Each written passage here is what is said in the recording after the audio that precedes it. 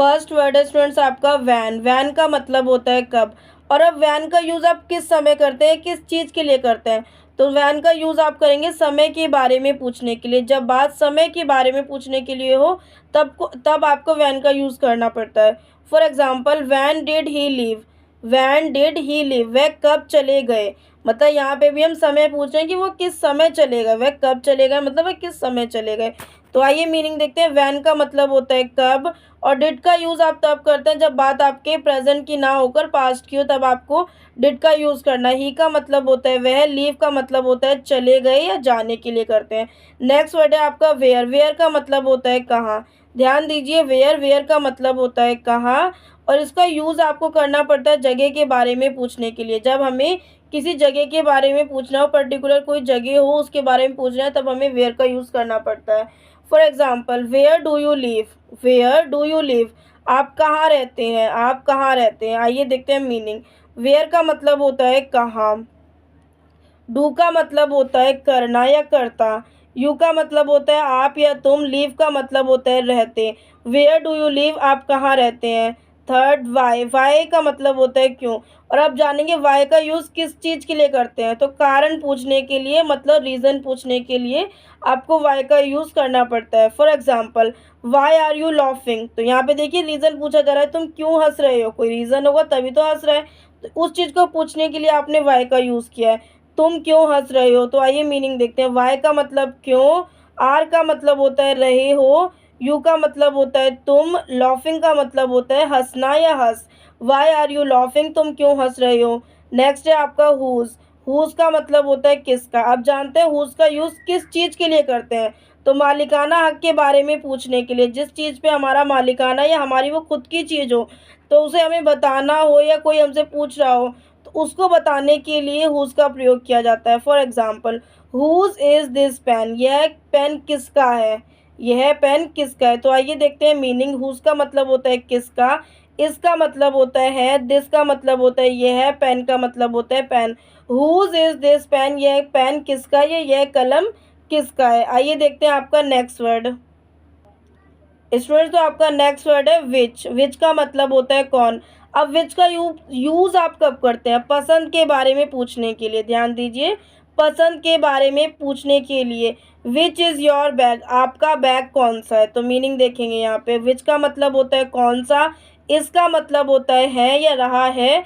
Your का मतलब होता है आपका। बैग का मतलब होता है बैग। बैग की हिंदी आप थैला भी यूज़ कर सकते हैं और बैग भी लिख सकते हैं, कोई प्रॉब्लम नहीं है। आप दो तरीके से बोल सकते हैं।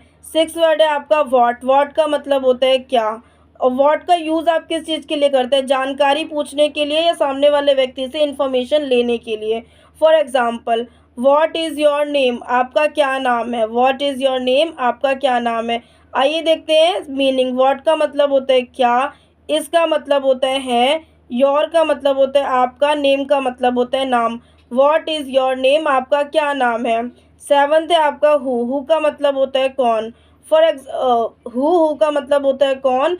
और अब जानते हैं हु का यूज़ आप किस लिए करते हैं, तो लोगों के बारे में पूछने के लिए। ध्यान दीजिए, जब बात लोगों के बारे में हो या उन्हीं के बारे से या उन्हीं के बारे में कोई रिलेटेड बात हो, तब आप हु का यूज़ करते हैं। For example, who are you, आप कौन हैं। हु आर यू, आप कौन है। आइए देखते हैं मीनिंग। हु का मतलब होता है कौन।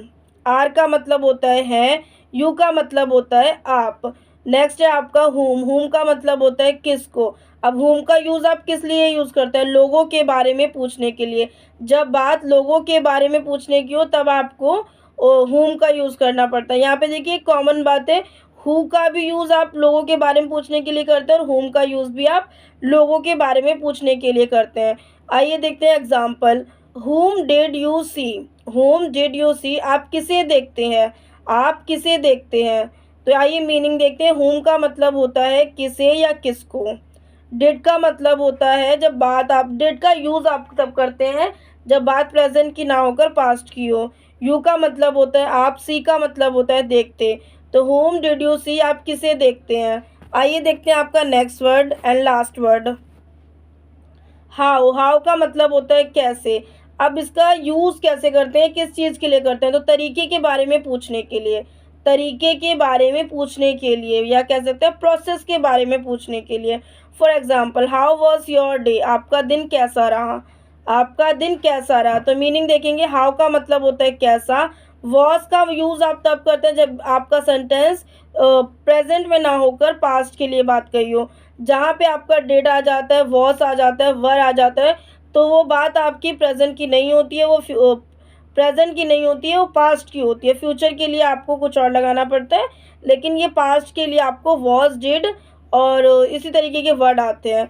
वॉज और डिड, वर, ये सारे आपके पास्ट के लिए यूज़ होते हैं, प्रेजेंट के लिए बिल्कुल भी यूज़ नहीं होते। तो ये थे आपके 1 to 9 वर्ड्स। आई होप आपको समझ आया होगा। समझ आया तो प्लीज़ वीडियो को एक लाइक करना है, कमेंट करना है, शेयर करना है। चैनल पे न्यू हो तो चैनल को सब्सक्राइब कर लेना, और अगर हमारा वीडियो पसंद आए तो प्लीज़ वीडियो को शेयर भी कर दीजिएगा। मिलते हैं नेक्स्ट वीडियो में ऐसे यूजफुल वीडियो के साथ। और अगर आपको इंग्लिश ग्रामर, इंग्लिश स्पीकिंग या इंग्लिश वोकेबलरी से रिलेटेड किसी भी वीडियो की क्वेरी है तो हमारे कमेंट सेक्शन में बोल सकते हैं, हमारे डिस्क्रिप्शन में विजिट कर सकते हैं। आपको बहुत अच्छे और यूनिक वीडियो देखने को मिल जाएंगे। और अगर आपको हमसे कोई और वीडियो प्रोवाइड करवानी है अपने लिए, अगर आप चाहते हैं तो आप हमें कमेंट कर सकते हैं, हम आप तक ऐसे वीडियो ला सकते हैं। तो कमेंट करके बताइएगा अगर आपको कोई भी क्वेरी है, अगर वीडियो से रिलेटेड कोई भी वीडियो चाहिए तो आप हमें कमेंट करके बताना। और मिलता है नेक्स्ट वीडियो में ऐसी यूजफुल वीडियो के साथ।